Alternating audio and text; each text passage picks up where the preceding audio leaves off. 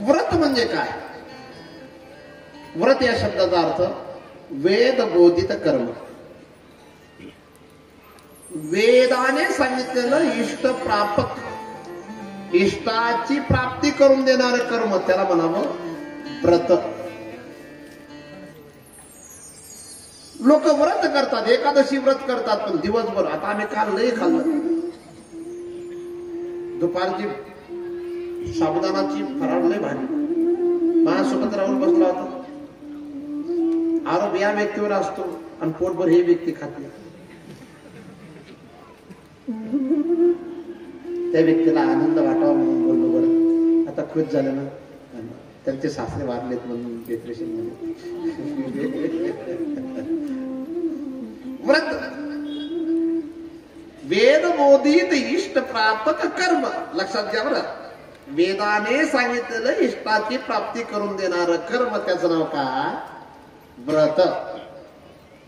काही लोक येडपट आहेत, उन्हाळ्यात का असं ना मी पायात चपला घालणार नाही, हे व्रत काय कामाचं. काही लोक काही व्रत करतात, जेवताना कमी बोलणं हे व्रत पाहिजे. काही लोक जेवताना बोलतच नाही, मग भांडणारे मजा घेतात, जे नको तेच वाढतात. कुठे काय व्रत करावं हेही कळलं पाहिजे. काही लोकांना व्रत, पण व्रत असो अथवा तीर्थ असो, ज्ञानोबरायांची भाषा आहे, तीर्थ व्रत भाव. काय भाव पाहिजे? तीर्थव्रत नेम भावे वीण सिद्धी, वायाची उपाधी करसी जना. काही लोक अंध आहेत, व्रताचं ज्ञान नाही. व्रताचंही ज्ञान पाहिजे आणि त्या व्रतामध्ये प्रेमही पाहिजे. शिवरात्री किती गोड शब्द आहे. शेते तिष्ठती इति शिवशंभो, ज्याच्यात पूर्ण विश्व विश्राम घेतो त्याचं नाव आहे शिव. काय? रात्री हा जो रात धातोय, हा दान वर्धक धातोय.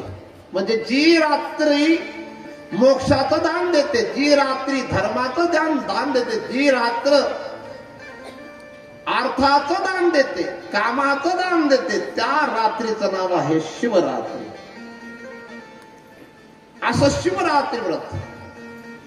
पण पुनश्च एकदा मी सांगेन, भगवान भोलेनाथच पार्वती मातेला सांगतात, हे पार्वती, हे सुद्धा ती व्रत आहेत. क्षमा सत्यम दयादानं शौचम इंद्रिय निग्रह, देव पूजा अग्नि हवनम संतोष स्तेय वर्जनम, सर्वव्रतेष्व धर्म सामान्य दशदा स्थितः.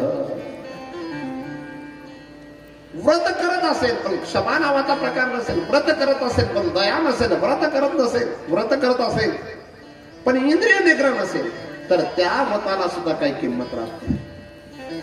म्हणून हे शिवरात्री व्रत प्रेमाने कराल. या तिथीला, चतुर्दशीची तिथी, फाल्गुन मधल्यातली चतुर्दशीची तिथी, त्या तिथीला दिवसाला किंमत नाही, रात्रीला किंमत. काय तिथीला या तिथीला दिवसाला किंमत आहे का रात्रीला? काय म्हटलं? शिवरात्री हे व्रत कोणत्या तिथीला येतं? कोणत्या तिथीला बताओ? आज शिवरात्री आपण म्हणतो, पण ती तिथी कोणती असते? लक्षात घ्या. फाल्गुन कृष्ण म्हणजे फाल्गुन महिन्यातली वद्य चतुर्दशी जी असते ती काय असते? शिवरात्री व्रताची तिथी आहे. पण रात्री शब्द ज्या अर्थी आलाय त्या अर्थी दिवसापेक्षा या तिथीला रात्रीला किंमत आहे. कशी पूजा करावी? त्या दिवशी नाही जरी खाल्लं तरी चालेल. उपवास या शब्दाचा अर्थ आहे कायने वाचेने मनाने ईश्वराच्या जवळ राहणे त्याचं नाव काय? उपवास. खाणं न खाणं तो पुढचा विषय. काही लोक उपवासाच्या नावाने खूप खातात. काही लोक उपवासाच्या नावाने उपवासाचा उपहास करतात. तर अशा प्रकारचा उपवास काय कामाचा नाही. उपवास, उप म्हणजे जवळ, वास म्हणजे करणे. ईश्वराच्या स्वरूपाच्या जवळ मनाने राहणे याला म्हणतात उपवास. उपवास या शब्दाचा अर्थ केवळ उपाशी राहणे हा शब्दार्थ कधीच घेऊ नका. उपवास या शब्दाचा हाच अर्थ आहे. मन सुद्धा ईश्वराशी जुळलेलं पाहिजे आणि इंद्रियांनी सुद्धा ईश्वराचंच भजन केलं पाहिजे आणि वाणीने सुद्धा ईश्वराचंच भजन केलं पाहिजे. याला म्हणतात उपवास.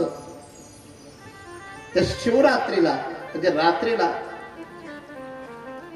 4 पदार्थांनी भगवान शंकरांचं स्नान घालायचं. किती?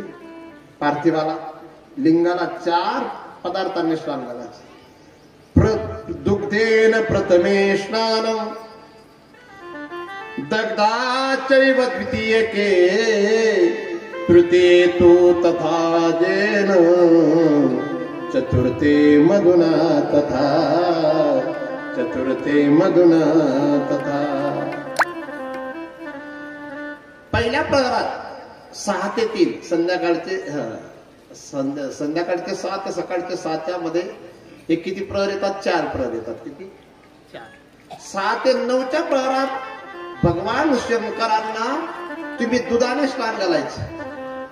9 ते 12च्या प्रहरामध्ये तुम्ही दह्याने स्नान घालायचं. 12 ते 3च्या समयामध्ये तुम्ही तुपाने स्नान घालायचंय आणि नंतर 3 ते 6च्या दरम्यान मध्ये मधाने स्नान घालायचं. बिल्वपत्र जेवढे तुम्ही आणलेले असतील तेवढे व्हा, नुसते स्नान नका घालू. ओम नमः शिवाय, ओम नमः शिवाय, ओम नमः शिवाय, ओम नमः शिवाय, ओम नमः शिवाय,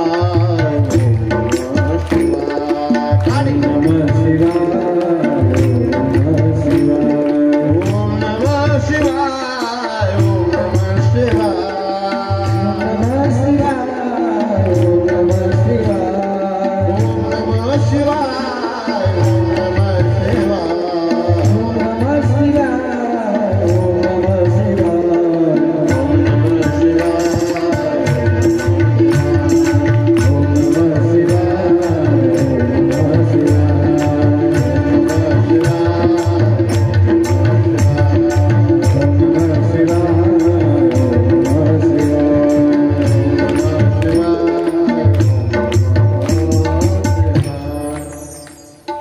दुसरा भाव असा आहे, रात्रीला ही पूजा का होते?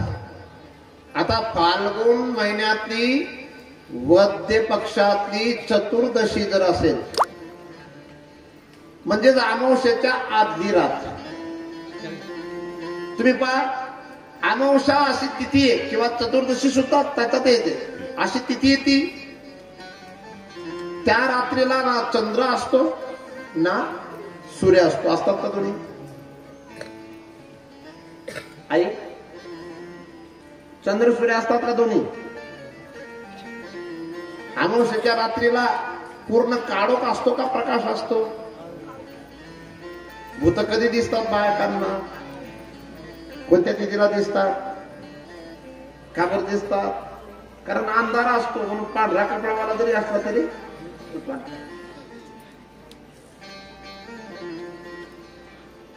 तर त्या रात्रीला भजन पूजन का करावं? खर तर रात्री या शब्दात गोड भाव आहे. दिवसा मन जे येते विषयांच्याकडे गेलेलं असतं. दिवसा मन जे येते सूर्यप्रकाशाच्या मुळे त्याला अनेक विषय दिसतात म्हणून ते एकाग्र झालेलं नसतं, ते विषयांच्याकडे धावत. आणि रात्रीला मन कुठेतरी आपल्या घरी आल्यासारखं असतं आणि म्हणून आपल्या घरी जर मन येत असेल तर ते मन भगवान शंकरांशी जोडायला सोपं जातं. म्हणून रात्रीचं व्रत आहे. हे रात्रीचं व्रत जी व्यक्ती करते त्याला वर्षभराचे जेवढे काही त्याच्याकडून झालेले पाप असतात जर प्रामाणिकपणे त्याने केलं तर ते वर्षभराचे पाप नष्ट करण्याचं सामर्थ्य या व्रतामध्ये. पण निरंकट राहावं लागतं. साखरू खा, काय रताळे खा, दूध प्या, साबुदाणे खा, भगर खा, ते व्रत काय कामाचं? तुमच्याकडे शिवरात्रीला साबुदाणे चालतात का? चालतात? नाही चालत. चालतात? भगर नाही चालत. भगर नाही खात. माता एका दृष्टीने भगर खाल्लेली बरी, पण साबुदाणे खात नाही. आम्ही खातो ते फक्त तुमच्या समाधानासाठी, नाही तर आमची इच्छा नाही. इतकं भयानक आहे ते. साबुदाणा जिथं बनतो ना तिथं जात जा पाहायला.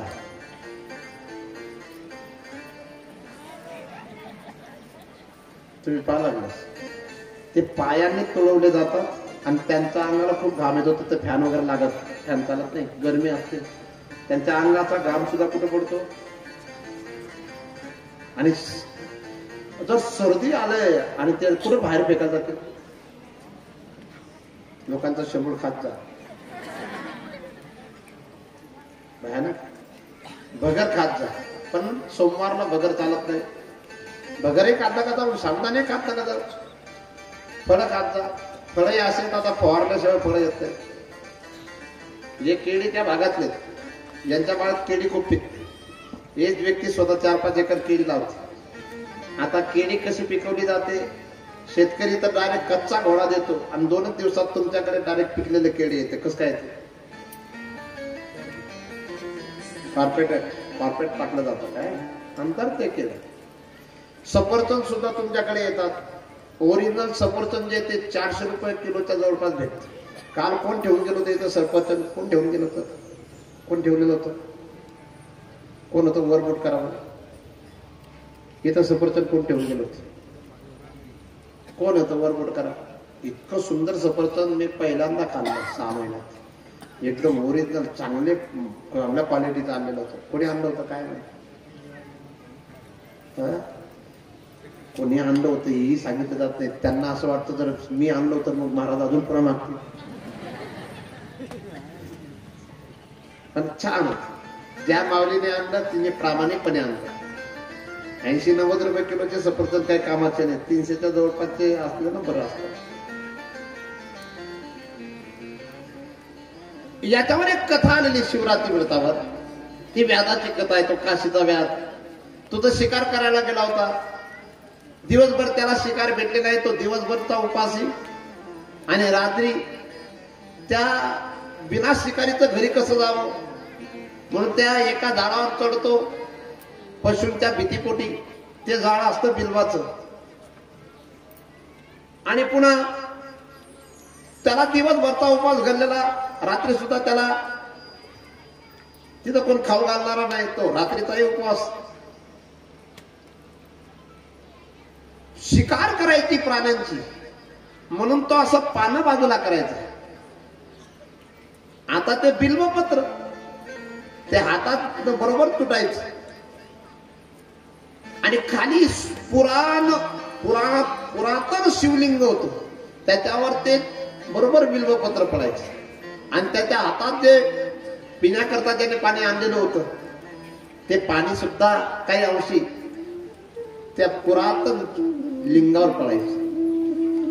महाराज तो तर शिकारसाठी आलेला, पण न कळत त्याला झालेला उपवास, घाललेला उपवास आणि तो प्राण्यांच्या साठी ते पाना बाजूला करतो, तोडतो, खाली पडतात, त्या शिवलिंगावर पडतात. तरी देखील भगवान शंकर त्याच्यावर प्रसन्न होतात.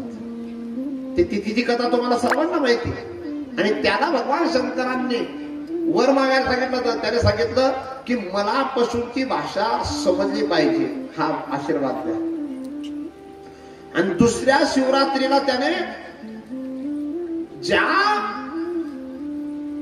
पुरातन ज्योतिर्लिंगाच्या निमित्ताने भगवान शंकर प्रसन्न झाले होते त्याच वृक्षाच्या खाली त्याने किंवा त्याच वृक्षाच्या आड उभं राहून पशूंची, हरणांची शिकार करावी म्हणून तो आडवा उभा राहून, पण त्या पशूंची भाषा त्याला समजते. तर त्या मागच्या जन्मातला एक राजा आहे, त्याच्या 300 बायका, 500 बायका, त्यापैकी 2 पवित्र पतिव्रता, बाकी 498 व्यभिचारी.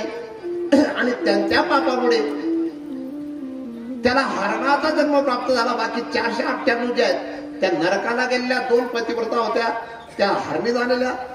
आणि त्यांच्यातला जो संवाद आहे तो त्या व्याधाला समजला. इतका प्रामाणिकपणा जर या पशूंमध्ये असेल, हे पशु सुद्धा शिवरात्री व्रत करत असतील, तर आपण कसे अधर्मी, कसे अधम.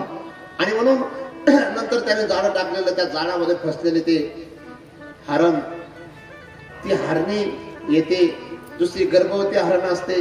हा सर्व संवाद आहे. पण मला तो जास्त विस्तार तुमच्या पुढे सांगायचा नाही. पण सांगणं काय, निमित्त शिकारीचं होतं. निमित्त काहीतरी शिकार भेटावे याच्यासाठी होतं.